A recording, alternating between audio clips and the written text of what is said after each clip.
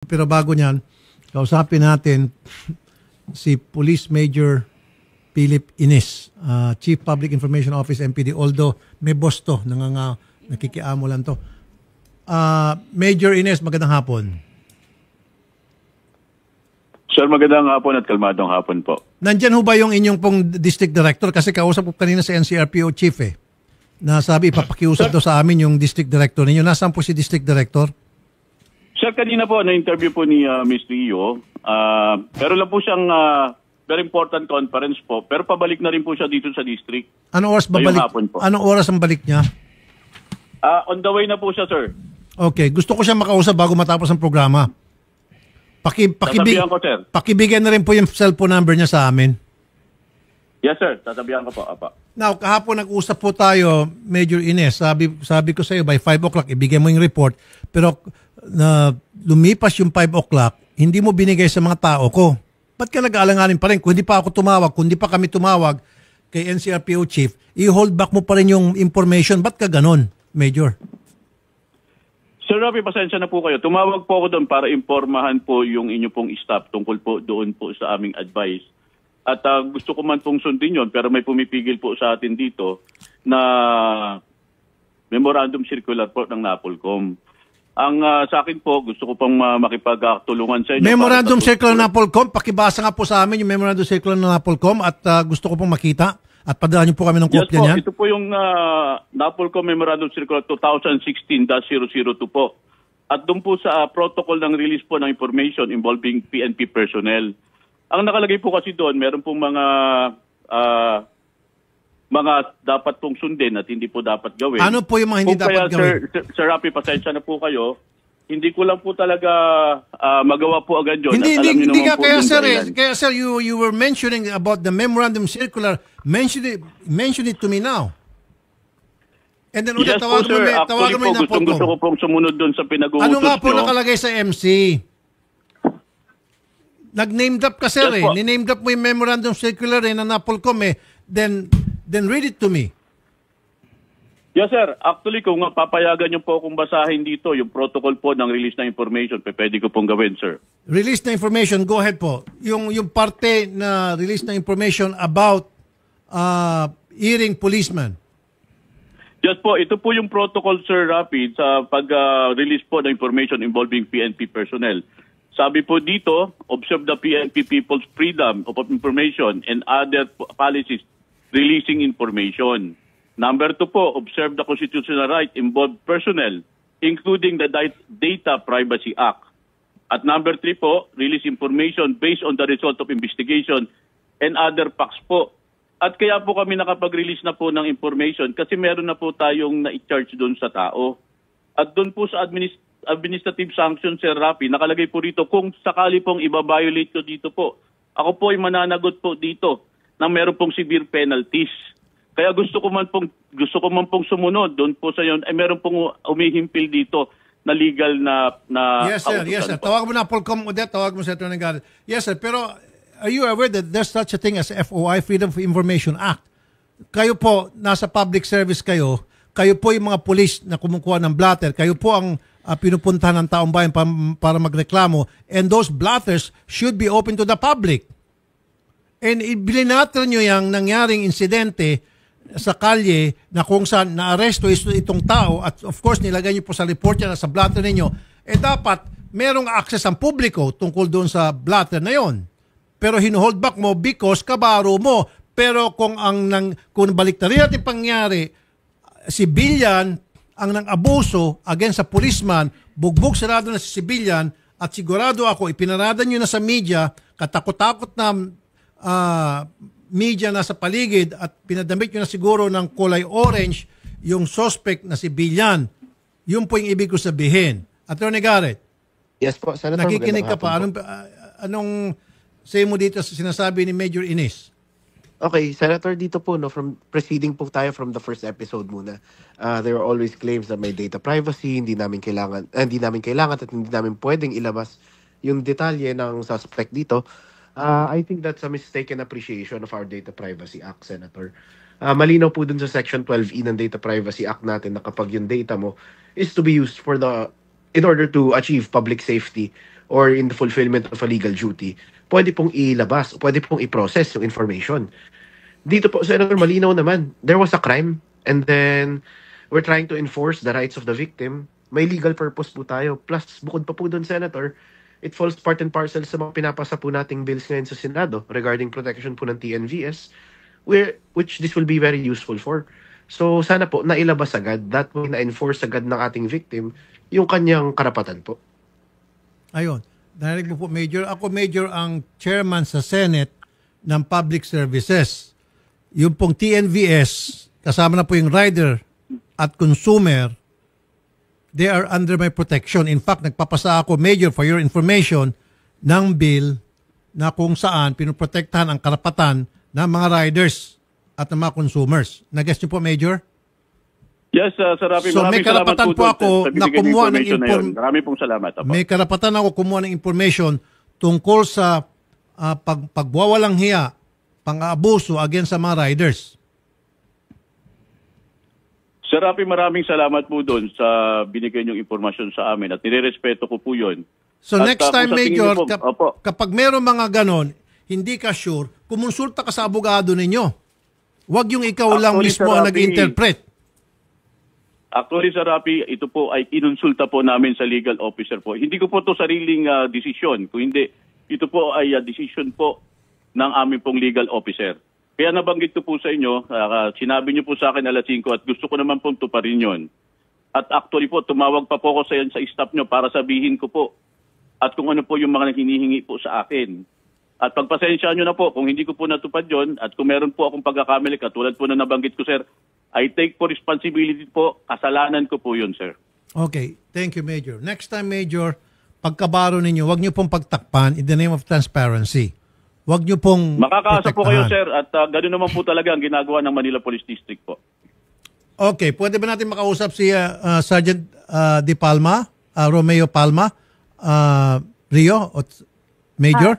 Sir, Senator, good afternoon po. Actually po si Sergeant Romeo Palma is nandito po kasama natin with Major Philip Ines. Kaya lang po, mas gusto daw po niya na hindi na lang magsalita in regards with this because na aapektuhan din yung family niya. And right now naman po, Senator, meron na po tayong possible admin cases na ifa-file dito against kay Palma. Pero for further investigation pa rin po ito. So ito po yung unbecoming of a police officer and grave misconduct. Okay. All right. Now, yung sinasabi niya, sige, karapatan hindi magsalita na na-involve na yung family niya. How about the family of the aggrieved party? Paano naman itong family ni Sir Ryder na Lim na nagmukhang kawawa, pinahiya, nilapastangan? Pero okay. Yes. Kung ayaw niya, magpa-interview, fine. Paano yung dalawang arresting officer? Nandiyan ba itong gusto magsalita? Yes, si Sargento Arnold?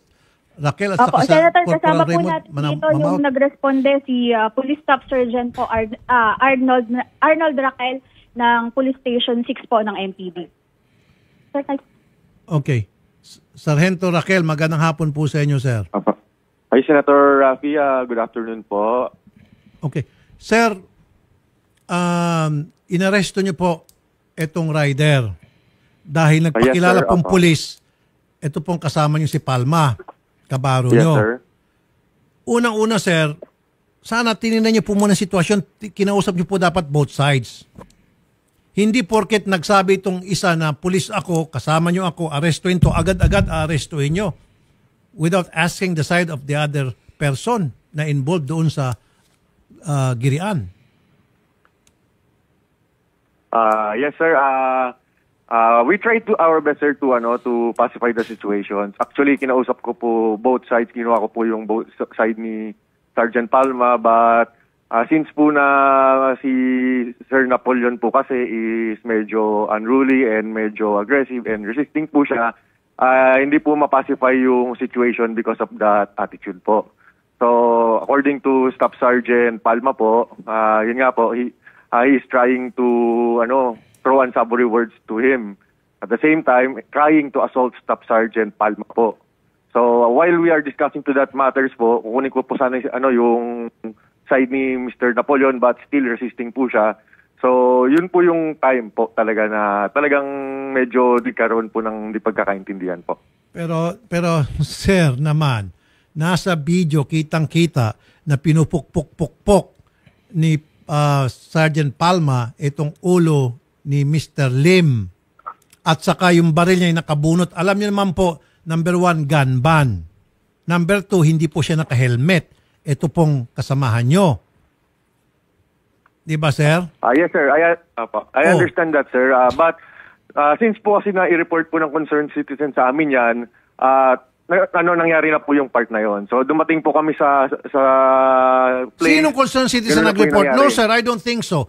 In fact, yung mga concerned citizen ang natatakot at naawat dito kay Ryder. Sir naman, nung pagdating nyo pa lamang na siya ay nakasibilyan, okay, at nakadraw yung baril, hindi nyo man lang hinanapan siya ng tsapa o ID to make sure na pulis talaga siya? Paano kung na pulis-pulisan lang siya?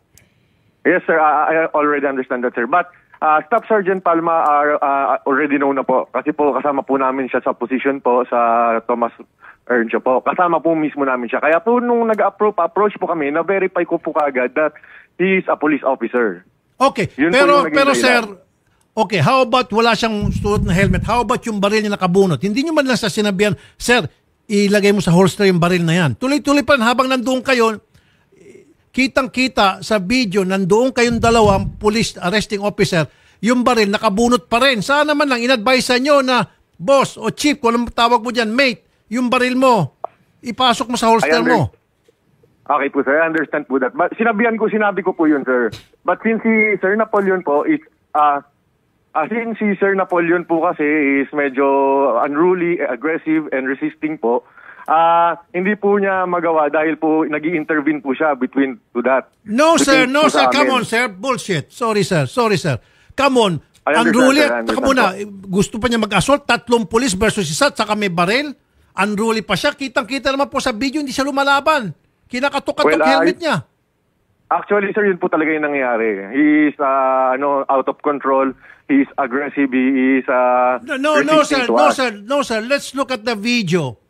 Play nyo yung video. Sir naman, doon sa video, kitang-kita na hindi pumapalag itong rider. Pinupok-pok-pok yung helmet, tinutulak-tulak yung ulo niya. Tapos yung baril nakadraw. Wala doon sa video na siya ay nakikipagbunuan dito sa kay Palma. Wala. Ayan, Ayan, sir. Yes, sir, I understand that. But I think the video is fabricated na po, sir. Teka muna, video is fabricated? Teka muna, ano ka ba? Kailan ka ba pinanganak? Ipapublicate yung video, meaning inedit yung video? Sir, di po yun yung nangyari, sir. I'm trying to say to you... Teka muna, define fabricated. Define fabricated. Sir? Define fabricated. Kasi ginamit mo yung salitang fabricated eh. Sige, anong definition mo ng fabricated? Yung video ay fabricated, sabi mo. Sige, define fabricated. May nakat po kasi, sir. Ibig sabihin po, may portion lang po na nakat doon sa video po. Yun po yung ibig ko sabihin po. So that's not fabricated. Okay, sir. So ibig sabihin yan, edited, pwede na edit kasi yes, sir, hindi pinakita yung full video. Don't say fabricated kasi pag sinabi mong fabricated, gawa-gawa. Okay po, sir. I'm sorry po. I'm sorry for that. But anyway, if you look at the video, kitang-kita naman na hindi pumapalag itong si Ryder. Kitang-kita naman na itong kasama mo, pukpok ng pukpok sa helmet ng ni Ryder at yung baril niya ay nakababa. Paano kung barumbadong kaharap niya? May baril din, nagbarilan sila. Yes, sir. Dumating po kasi kami doon, sir. Naabutan namin na nag-uusap po sila. Hindi na po namin naabutan yung part na kung saan iniyayanig po ni sir yung helmet at the same time nagkakaroon ng commotion. Dumating po kami to the exact na location na medyo kalmado na po ng konti yung situation po.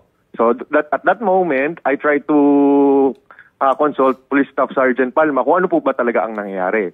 So since we are discussing to that matters para po mapacify yung situation, si Mr. Napoleon still in the presence of us, uniformed personnel, doing throwing an unsavory words to us, aggressive, resisting, and out of control. So ang nangyayari po, hindi po nagkakaroon ng pacification sa situation po namin. So yun po ang nangyari, sir. Okay. So, Okay, that is sir, the makinig time ako po. naman. You did mention, in the presence of a uniformed police officers like you, Mr. Lim was out of control and aggressive. Tama? Yes, sir. Apo. Now, how about, balik na rin naman natin, in the presence of a police officer in uniform, Sargento Palma was aggressive, pinupok-pok-pok-pok ang ulo ng helmet nitong si Ryder, and his gun was drawn. At alam nyo na gun ban in your presence. Yes, sir. Apo. Oh. It was Sir, in your presence. like Sandali lang, sir. Naka-uniforme kayo sa presence ninyo. Yung baril niya ay nakabunot na hindi dapat dahil gun ban. Okay, Oh. sir. In that situation po, ulitin ko po, sir, dumating po kami sa area, medyo control na po siya. No, pakita ulit yung video. Hindi namin naabutan, sir, No, sir, yung no, sir, no, time sir. na nagpapambuno sila. Pakita mo Okay. yung video. No, sir. Ayan, oh. I-fast forward mo. Merong dyan sa video, sir, na yung baril nitong, ayan, baril ni Palma nakabunot. Hindi lumalaban Yes, sir. hindi lumalaban to si Mr. Lim. Oh, dumating kayo. Nasaan na yung video na dumating yung mga polis? Hindi siya lumalaban, oh. Oh. Hindi siya lumalaban. Okay, just I said, sir, as I observed the video, hindi po nakuha doon. Oh, yan, Exact na tamo. dumating po kami. Habang pinupusasan nyo siya, stop. Oh, habang pinupusasan nyo itong si Ryder, ayan, nakabunot pa rin yung baril. Sir, Ni because Palma. he's unruly. He's resisting po. Sandali lang, sandali lang. Stop. Sandali lang. In your presence, merong isang kabaro ninyo na yung baril niya ay nakabunot na gun ban. Oh, in your presence, dapat hinolster niya yan. He's Yes, the sir, one yes, sir. who's out of control. Apo. Major, pasa mo kay Major. Yes, sir. Yes, Alisin niyo ng video dyan. yes Janet. po, Sir Rapi. Opo. You agree with me, Major? Pasensya na kayo, Sir Rapi, no? Hindi ko masyadong narinig. Ang Pakiulit po. sinasabi kasi nito mga bata mo, yung dalawang arresting officer, kasi in their presence as policeman in uniform, unruly daw, out of control daw itong rider. And if you look at the video carefully, he wasn't unruly. Hindi siya pumapalag. In fact, gusto niyang umiwas. Tinutulak-tulak yung kanyang helmet, ulo, at nakabunot ang baril. And then in the presence of these two uniformed policemen, yung kanilang kasamaan, tuloy-tuloy pa rin pamumukpok, at the same time, yung baril nakabunot pa rin, unruly, at wala silang ginawa laban dun sa kanilang kabaro. Yun po yung pinapoint out ko. So dapat, sir, itong dalawang arresting officer, may kaso din. Yes, Sir Rapi. Tinitignan po natin yun, katulad po na nabanggit ko sa inyo kahapon. Tinitignan po natin kung meron po silang pagkukulang. At kung makikitaan po natin yan, hindi po mangigipit ang pamunuan po ng Manila Police District para po isang payo kanilang kaukulang reklamo laban po dito sa dalawa. Gusto ko po makasuha yung dalawa dahil kung hindi, sir, talagang magpe-privilege speech ako, mag-hearing to sa Senado para hindi na maulit itong ganitong klaseng pangwawalang hiya, pambabastos, hindi lamang sa mga rider kundi sa lahat ng mga mamamayang Pilipino. Kasi ako po bilang chairman, Senate Committee Chairman ng Public Services na kung saan under po sa akin yung mga taga-TNVS, pinoprotektahan ko po lahat ng riders. Kasama po sa proteksyon na ibinibigay ko, proteksyon sa karapatan ng mga riders. Maraming salamat po doon, Sir Rapi. Nakita po natin yung intention nyo para dito sa ating mga kababayan, lalo na yung ating mga kababayan, dito po sa mga kakalsadahan natin. At yun naman po sa amin, bukas kami doon. Kung ano man po yung inyong mga suggestion po sa amin na makakatulong po sa aming organisasyon, bukas po kami doon at nagpapasalamat po kami doon sa concern nyo para sa ating po mga motorista. Salamat po. Thank you po, Major, sir. So, Major, isama niyo po, Major, yung dalawang arresting officer. Bigyan niyo po ng leksyon. Kung ano po pwede po, may sir. kaso. Titignan po natin ngayon po, sir. Opo. Para hindi na po maulit. Nang sa gayon, hindi na sila magtakipan. At saka, they have to undergo training and seminar. Yung sa protocol, kung anong dapat gawin. Kahit nakabaro nila, kapag nakita nila yung kabaro nila, nagwawalang hiya o gumagawa ng hindi tama, they have to arrest even if it's their kabaro. Tama po kayo doon po, Sir Rapi. Kaya nga po nagkakaroon po tayo ng mga refresher, reminder, talk to men. Lahat po ginagawa natin. Kung meron man pong pagkakalimot doon, ikukorek po agad natin. Thank you, Sir Major. Ngayon, balik tayo dito kay Mr. Lim. Sir, ano pong plano nyo? Sir, sa totoo lang po, Sa barangay daw, kayo pang humingi ng sorry? opo, kasi natatakot po ako sa kanya dahil ang sabi niya po sa barangay, pasalamat daw po ako, pa-exit na daw siya. Kasi marami na daw siyang murder na kinakaso. Puro murder daw yung ano niya. Puro murder daw ang kaso niya. Oo, Inamin pa niya. Kaya po ako natatakot. Kaya po ako natatakot doon sa barangay. So, ang ginawa ko na lang po, humingi na lang po ako ng pasensya para lang po baka ayos na po agad sa kanya, makalayo na po agad doon sa barangay. Kasi natatakot na po ako sa kanya dahil sabi niya, paulit-ulit niya sa akin sinabi yun na puro murder na daw po ang ano niya, ang ginagawa Gusto niya. mong magsampa ng kaso, sir, tuwing mag-hearing, pasasamahan ko kayo sa mga pulis. Pulis cam karaming sasama sa inyo kung gusto mong magsampa ng kaso. Sige po sir, kaso po, ang iniintindi ko lang po sir, natatakot po ako doon sa amin. Natatakot po ako kasi sa amin sir eh. Ba't ka natakot sa inyo? Sabi po kasi nung katulad po kagabi, pagdating ko galing po, nag-move it po ako. Meron daw po nag-aaligid doon sa bahay namin. Meron daw sumunod na isang babae para alamin daw kung saan po ako nakatira. May nagtanong po kung saan daw po ako nakatira. Okay, Major, medyo okay na sa akin to si Major. At least magaling sumagot na itong si Major Ines. Major Ines, sir. Yes po, apo. Okay, Major, awatin niyo po itong si Palma dahil kung hindi, lalong lalala itong problema niya. Ako na makakaaway niya. Ipipersonal Yes, ko na at, ito wag kasi po kayo lumapit mag-alala. sa akin, nagsumbong ito sa akin, tapos ngayon, tatakutin niya, abay kaming dalawa na lang magsalpukan kung gusto niya. Tama po kayo doon na Sir Rafi, sabi nga po, ang apoy hindi kaya patayin ng kapwa-apoy Sir Rafi. At kung meron man pong ganun na ginagawa po itong ating police officer po, ay bibigyan po natin siya ng, sabi nga natin doon, ng paalala. Na huwag na natin palalayin yung sitwasyon, sir. Nandito na tayo sa ganito. At kung meron man pong dapat panagutan, dapat pong managot. At kami naman po dito sa Manila Police District, nakita niyo naman po yung ating kagyat na action po. At ginagawa po talaga natin. So sir, sure ba na disarmahan na po si Palma? Opo, naibigay na rin po natin yung report po dito po sa inyong staff. At kaakibat na rin po nito yung iba pa pong mga dokumento na nagpapatunay po yung ating kagyat na action. At yung pong mga sinabi po natin ay ginawa po natin. So ano, basahin mga Shari? Endorsement for the conduct of pre-charge investigation against Police Staff Sergeant Romeo Palma -156097 for grave misconduct. Skip na tayo, Idol Rafi, sa pinakamahalaga. This pertains to the administrative complaint filed against Police Staff Sergeant Romeo Palma -156097 assigned to District Intelligence Division for grave misconduct. Commit any act or omission that constitutes a crime punishable under the revised penal code or special laws where the duration of the imposable penalty is imprisonment or not lower than 6 months and 1 day. Article 282 of RPC grave threat and the violation of COMELEC Resolution 11067-gun ban. Wow, magaling. Okay, Major. Siguro Major, kung akong tatanungin, dapat ikaw ang sumunod na district director dyan. Major, mukhang magaling ka Major Pinabilib mo ako ng Hindi po sir, oras. ano lang po tayo, isang uring manggagawa lang po at tayo po isang lingkod bayan. Nakatulad nyo rin po sir na naniniwala Thank you po. na kailangan po natin proteksyon ng ating mga kababayan. Napakagaling niyo po Major. Salamat po. Yung mga ginawa niyong hakbang dito ngayon, bawing-bawi po yung MPD sa ginawa niyong mga aksyon ito. Maraming salamat po. Yes sir. God and God bless po. Thank you po sa pagpunta. Punta ko kayo doon sa kabilang booth. Bahala na po sa Odette muna. Thank you. Major Palma.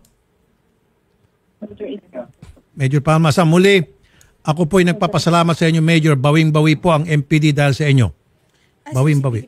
Ayun na. Maraming salamat, Major Ines maraming salamat po Sir Rafi. Opo, at sabi ko nga po, ginagawa lang po ng pamunuan ng Manila Police District yung pong inatang na trabaho sa amin. Maging transparent po kami at maging lingkod bayan po kami. Thank you po, Major Ines. At sana marami po mga pulis na tulad ninyo kapag nagkakaroon ng problema sa umpisa, and then agad guma-action at nakakabawi po yung PNP. Kasi as you know, sa ngayon po, magkaroon ng bad image ang PNP sunod-sunod po na problema.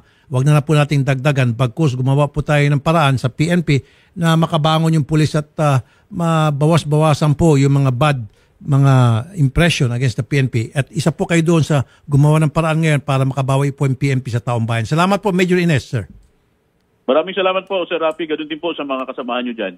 At muli po sa ngalan po ng aming District Director, Brigadier General Benigno L. Guzman. Makakaasa po kayo sa tapat na serbisyo or mismo umaksyon. Maraming salamat po. Thank you po, Major Ines, sir. God bless po, Major.